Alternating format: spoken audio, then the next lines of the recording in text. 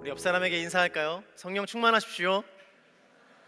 믿음의 선포를 한 번 더 하겠습니다. 말씀도 충만하십시오. 네, 말씀과 또 성령 충만한 저와 여러분, 하나님만 늘 예배하고 동행하며 전하는 하늘 공동체 되시기를 축복합니다. 오늘은 가정의 달 5월을 맞아서 가정을 돌아보고 또 가족을 위해 기도하는 시간을 가질고요. 또 여러분들의 개인적인 삶의 시간들 속에서도 5월 한 달 동안 사랑하는 가족들을 위해서 기도하고 예배하는 저와 여러분들에게 축복합니다. 우리가 살아가면서 얻어지는 것들은 참 여러 가지가 있죠. 예를 들어 부와 명예와 업적이나 아름다운 추억들이 있을 수도 있고요. 또 사랑하는 사람들과의 관계, 친구 관계라든지 동역자 간의 관계, 이러한 다양한 것들을 우리의 인생 속에서 얻어지고 또 잃어버리기도 합니다. 그런데 우리가 알지 못하는 사이에 우리 안에 얻어지게 되는, 취하게 되는 한 가지가 있어요.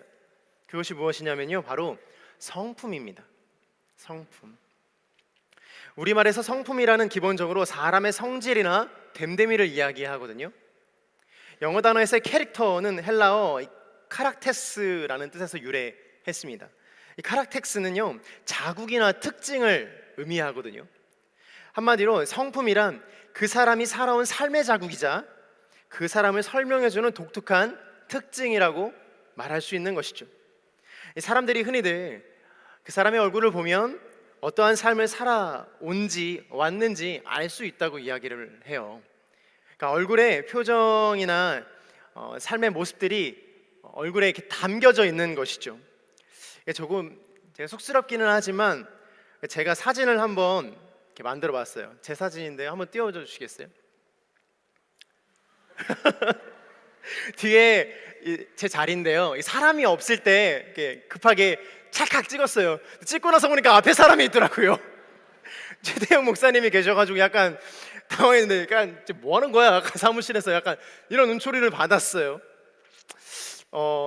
근데 놀라운 건요, 제가 이 사진을 챗 GPT한테 주고 30년 뒤에 늙었을 때의 저의 모습을 만들어 달라고 했어요. 단 조건이 있는데, 하나는 굉장히 밝은 인생을 산 사람이고요, 하나는 30년 동안 모진 고난과 고생을 한 사람, 이렇게 두 장의 사진을 만들어 달라고 챗 GPT한테 요청을 했습니다. 결과물을 한번 보실까요? 긍정적인 사람입니다. 사실 저는 수염이 이렇게 나지 않는데 GPT가 원하는 모습이었어요. 제가 이렇게 되기를 바랍니다. 아주 인자한 할아버지가 재밌는 이야기를 해줄 것처럼 이렇게 막 이렇게 인자하게 있는 모습이에요. 보기 좋지 않습니까? 이렇게 되기를 소원하고 바랍니다, 주님. 다음 사진을 한번 볼까요? 이 챗 GPT가 요즘에 지브리 때문에 좀 고생을 한다고 하는데 망가진 게 확실해요. 어떻게 너무나도 극명한 차이를 보이고 있어요. 그러니까 챗 GPT도 밝은 사람, 그리고 어두운 사람, 그리고 고생을 많이 한 사람과 그렇지 아니한 사람의 그 극명한 차이를 보이고 있다라는 것이죠. 좀 잘 살아야 될 것 같아요. 비교 사진을 한번 제가 준비했습니다. 너무 큰 차이가 있잖아요. 어떻게 살아갈 것인가. 제가 이 사진을 참 오래 찍지 마세요. 이거 왜 찍습니까, 이걸 도대체? 제가 이 사진을 보고 한 1분 정도 가까이를 묵상하게 되는 거예요. 과연 나는 어떻게 살아가고 있는 것인가? 내 안에 선한 것들이 있는가? 나는 웃으며 살아가고 있는가? 나는 행복한 사람인가? 뭐 이런 생각들을 많이 했던 것 같습니다. 옆 사람에게 한번 인사해 주시겠어요? 주 안에서 행복하십시오. 가정이 화목하기를 축복합니다. 우리의 인생이나 삶이나 심지어는 얼굴 표정과 말투, 그리고 우리의 심성과 이 성정과 성품들이 우리의 모습 속에서 나타나고 담기게 되어 있습니다. 우리 부모님들의 표정은 어떻습니까? 여러분 한번 생각해 보세요. 밝은 표정이세요? 아니면은 좀 어두운 고생을 많이 하신 표정이세요? 중요한 것은요, 밝은 표정이든 밝지 않은 표정이든 부모님께서도 청년의 때와 같이 이 가운데 사진, 청년의 때 사진입니다. 청년의 때 사진처럼 밝았을 때 푸르르게 빛나던 모습이 있었을 것입니다. 사랑하는 여러분, 여러분의 부모님께서는요, 우리를 위해 최소 20년 이상 헌신하신 부모님이세요. 많게는 이후로도 20년 이상 우리 때문에 헌신하고 또 기뻐하실 것이기 때문이죠. 우리가 대가 없는 사랑을 받았다라는 것입니다. 저는 저희 어머니 볼 때마다 참 마음이 많이 미어집니다. 저희 어머니 너무나도 고생을 많이 하셔서 허리도 좀 굽어 계시고 이렇게 머리숱도 별로 좀 없으시고 그러시거든요. 그때마다 참 가슴이 아파요. 헌신적으로 가정을 위해서, 그리고 아버지를 위해서, 그 자녀를 위해서 헌신하셨던 그 모습들이 참 어머니의 인생 가운데 담겨 있기 때문이죠. 이 시간 한 가지를 여러분과 함께 하고 싶은데요, 여러분 지금 핸드폰을 꺼내서 부모님에게 카톡이나 문자 메시지를 보내는 거예요. 한 번도 해본 적이 없을 거예요. 카톡을 지금 핸드폰 꺼내세요. 핸드폰을 꺼내셔서 부모님에게 이렇게 적는 거예요. 자, 부모님, 그러니까 엄마나 아빠에게, 그리고 혹시 가족 외에 형제에게 하셔도 좋습니다.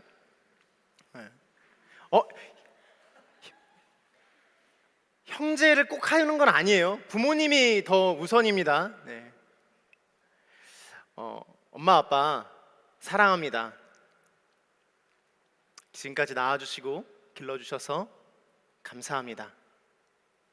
이렇게만 보내는 거예요. 그럼 전화 오고 난리 나겠죠? 어떤 일이야? 무슨 일이야? 너 지금 어디에 있니? 보이스피싱이니? 막 이러면서 연락이 올 수도 있겠지만, 나 예배 중인데 목사님께서 그렇게 한번 문자로 형제들 빨리 하세요. 지금 보내보도록 하겠습니다. 한 30초 정도의 시간을 좀 드리도록 할게요.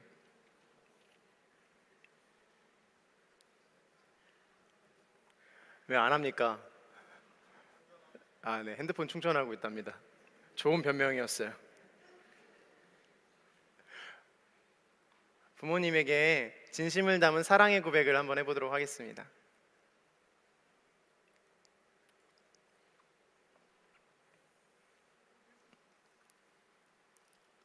오늘 성경의 말씀은요, 사람에게 선대하라 라고 이야기하고 있습니다.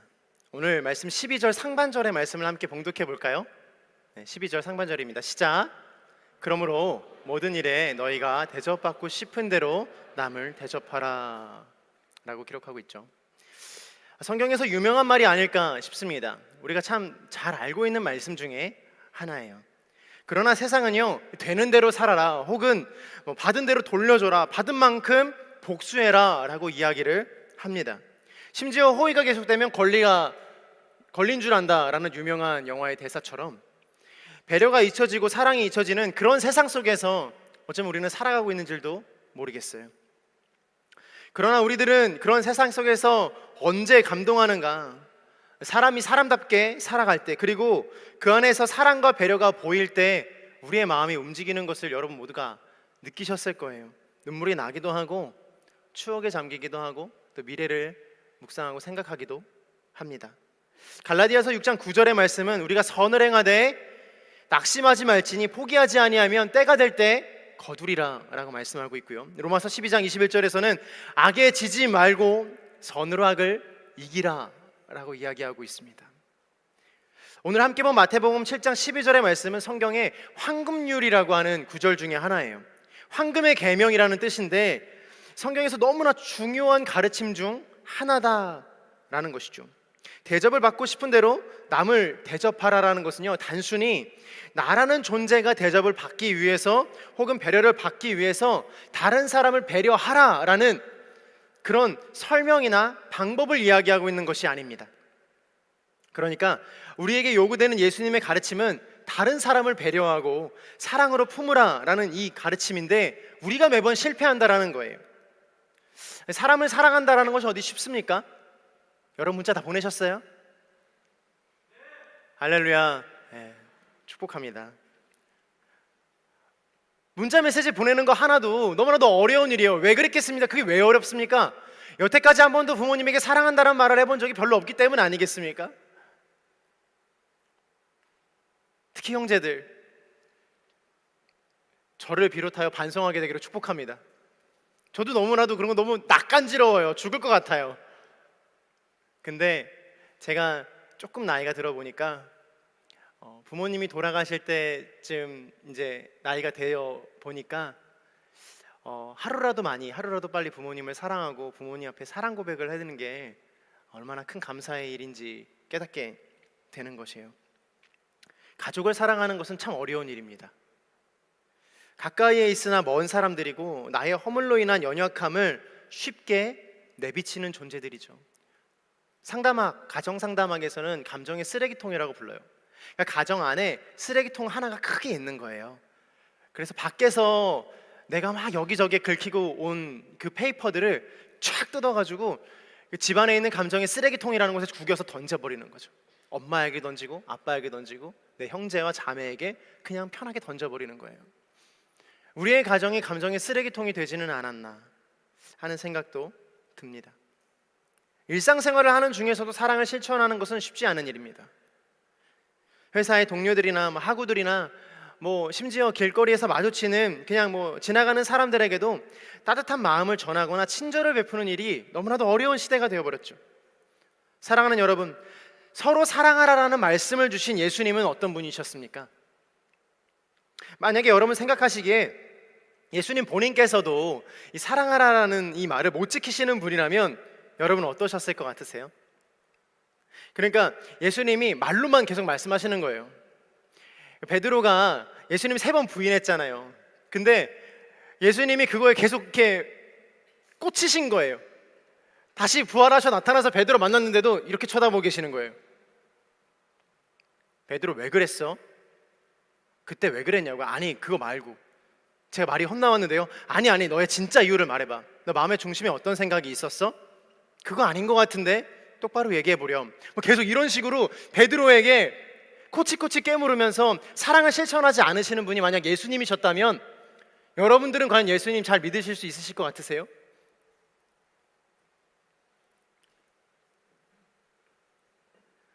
예수님께서는요, 예수님이 하신 사랑의 실천 방법이 무엇인가? 바로 예수님은 죽음을 불사하는 방식을 선택하셨어요. 조금 과격할 수도 있는데요, 예수님은요 생명을 바쳐서라도 예수님께서 하신 말씀을 지키시는 분이셨다라는 거예요. 말씀하신 모든 내용을 하나도 빠짐없이 이루시고 지키시고 계세요. 지금도 우리 얘기들 들으시며 우리와 함께 하시겠다고, 동행하시겠다고 말씀해주고 계시는 것이죠. 사랑하는 여러분, 잘 기억해 주세요. 오늘 설교의 제목처럼 이 사랑하기 싫을 때 우리가 기억해야 될 것은 무엇이냐면요, 우리가 대접받고 싶은 대로 이 대접하라는 이 단순한 말씀이 선한 사회를 만들기 위해 주님께서 주신 것이 아니라 우리를 먼저 사랑하사 우리를 먼저 대접하시고 우리를 사랑으로 품어주시는 예수님의 말씀이다라는 것입니다. 이해가 되세요? 예수님께서 너희가 서로 사랑하라라고 말씀하시고 서로를 대접하라라고 말씀하시잖아요. 그 말씀의 깊은 어미에서 찾을 수 있는 의미는 예수님께서 먼저 서로 사랑하게 하시고 서로 사랑하시고 우리를 먼저 선대하시고 우리를 먼저 대접하시고 대우하시고 사랑으로 보듬어 주신다라는 거예요. 우리는 이 9절에서 7장 12절에서 그 하나님의 마음을, 예수님의 마음을 발견할 수 있어야 되는 거예요.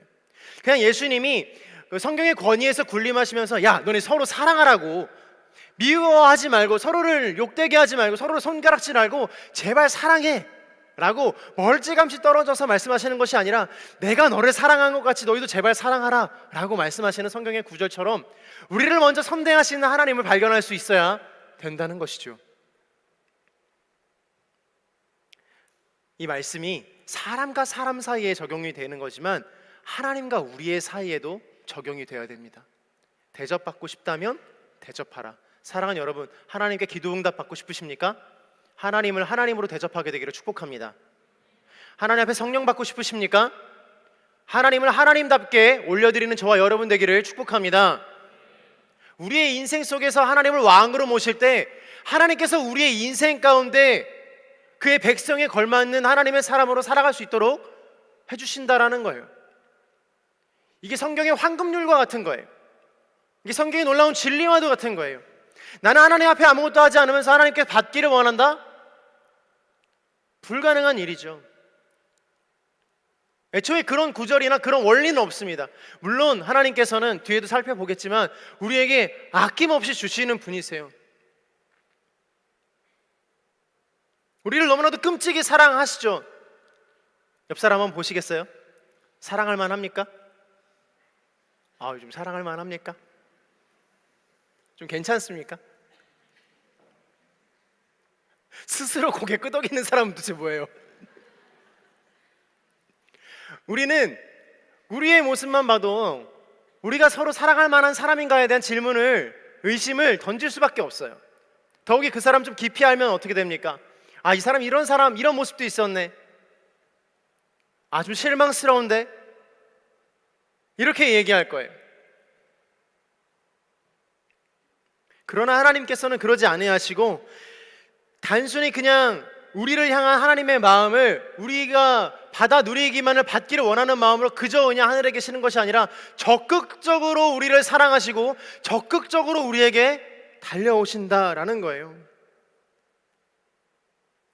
그러므로 사랑하는 여러분, 예수님께서 대접하라라는 말씀은 대접을 받고 싶으면 대접하라라는 어떤 단순한 공평을 넘어서 하나님의 성품을 본받는 삶의 방식인 것입니다. 할렐루야. 사랑하는 여러분, 우리가 그런 존재인 줄로 믿습니다. 우리가 그런 존재인 줄로 믿어요. 주님께서는 이미 받고 있고 주님의 그런 사랑을 받고 있으며 그런 사랑을 누리고 사랑하고 있어요. 이제 우리가 해야 될 것은요, 이 5월 한 달 동안 그 사랑을 누리고 펼치고 내보내고 시작하는 것입니다. 나로 인해서 하나님의 사랑이 전파될 수 있도록 내가 먼저 사랑의 전파자가 되고 인도자가 되고 내가 먼저 하나님의 사랑을 보여주는 사람이 되기를 축복합니다. 그럼 이러한 하나님의 사랑을 나누는 방법은 무엇일까요? 오늘 본문의 7절과 11절의 말씀을 보도록 하겠습니다. 7절과 11절입니다. 시작.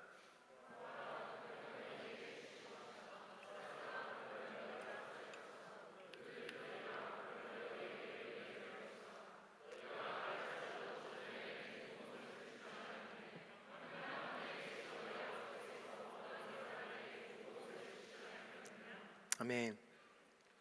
하나님은 조건 없는 사랑의 모델이십니다.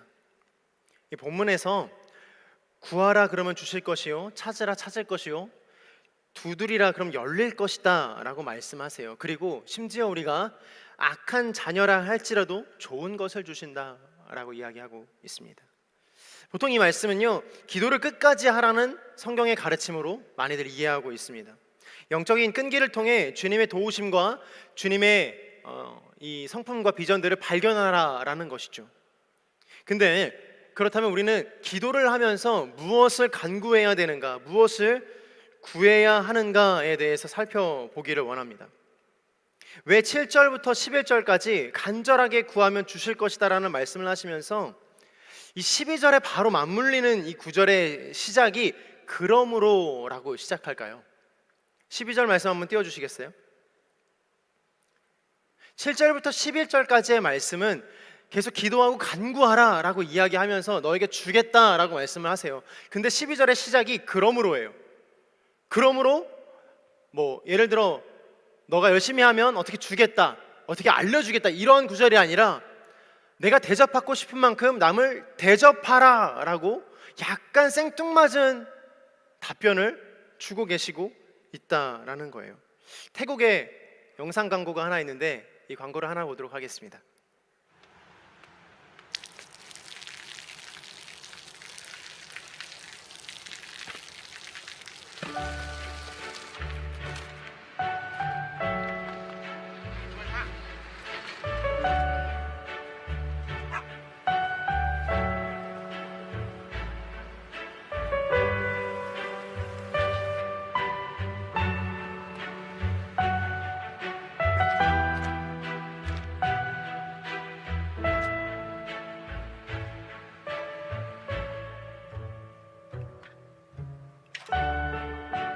เขาจะได้อะไรถ้าเขาทำแบบนี้ทุกวัน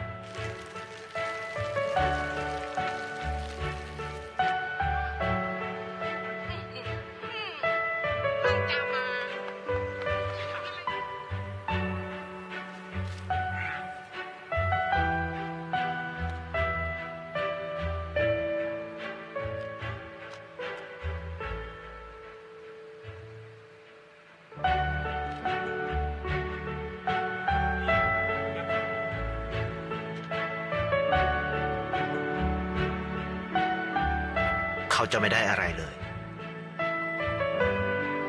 ไม่ได้รวยขึ้นไม่ได้ออกทีวีไม่มีใครรู้จักไม่ได้มีชื่อเสียงที่มากขึ้น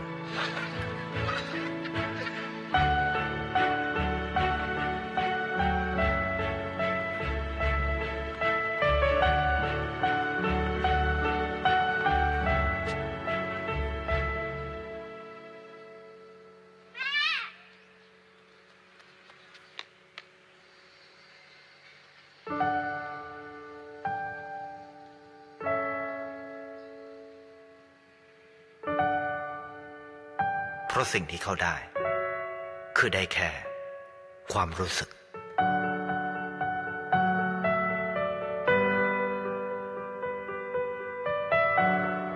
ได้เห็นความสุข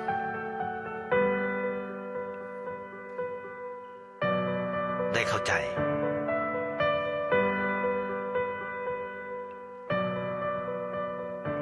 ได้ความรักได้ในสิ่งที่เงินซื้อไม่ได้ได้โลกที่สวยงามกว่าเดิม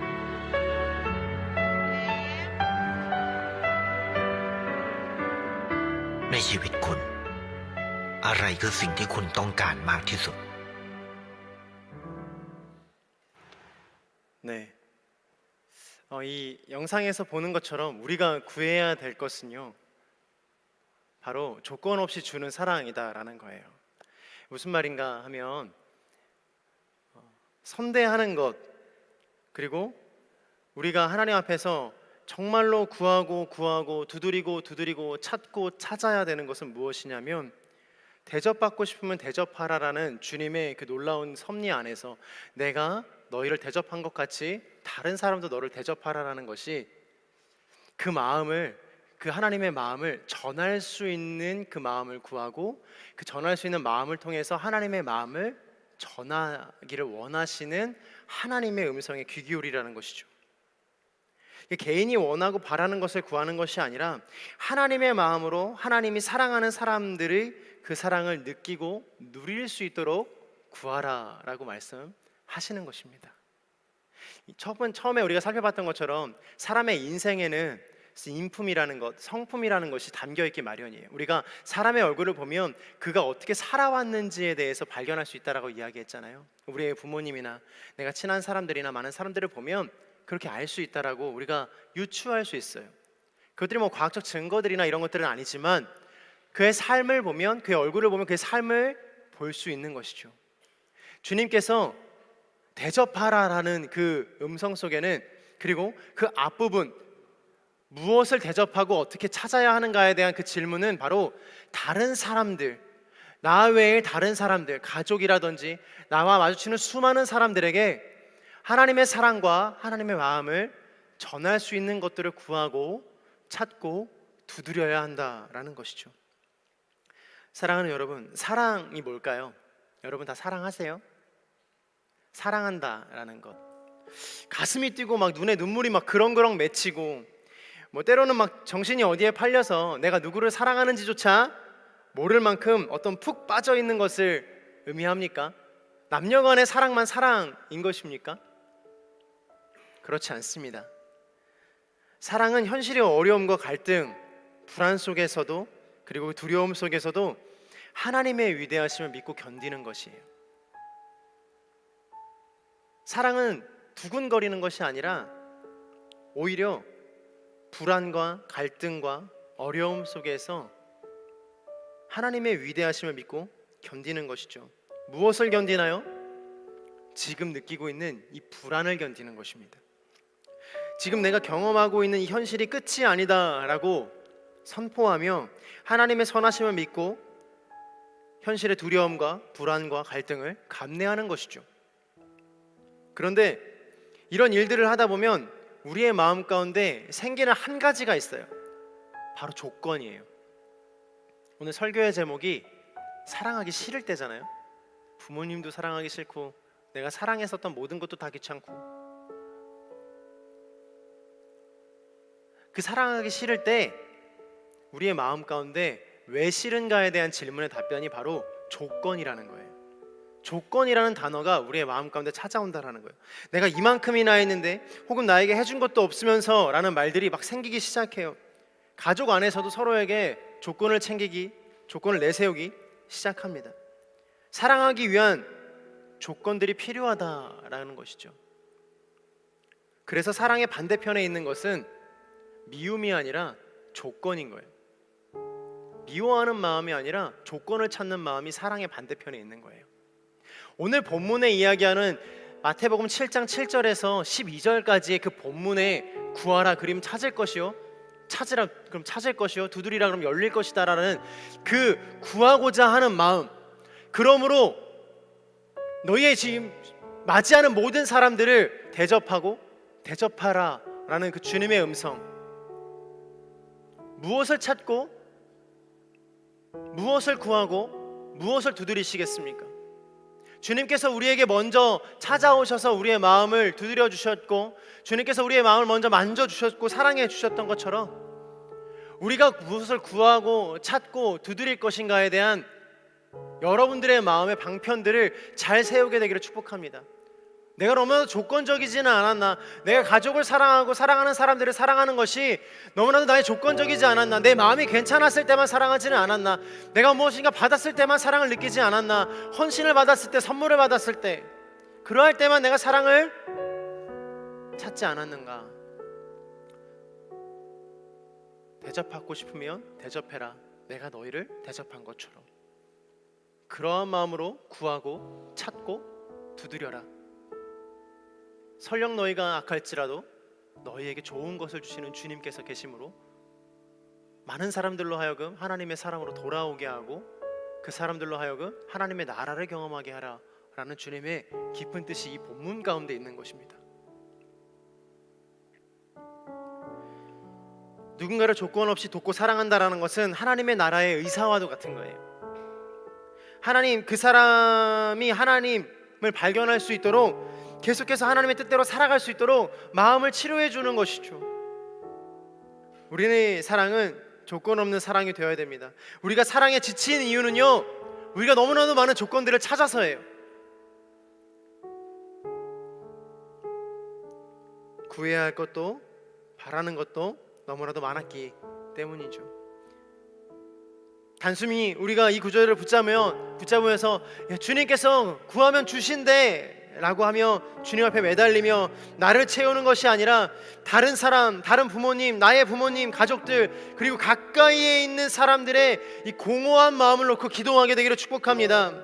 하나님으로부터 채워지기를 바라는 마음으로 구하고 찾고 두드리게 되기를 축복합니다. 사랑하는 여러분, 5월 한 달 동안은 제발 우리 거 찾고 우리 거 구하고 우리 거 두드리지 맙시다. 다른 사람이 무엇이 필요한지 그 사람에게 관심을 갖고 그 사람의 마음 가운데 하나님이 임하기를 간절히 기도하는 거예요. 그 사람을 그렇게 대접하는 거예요.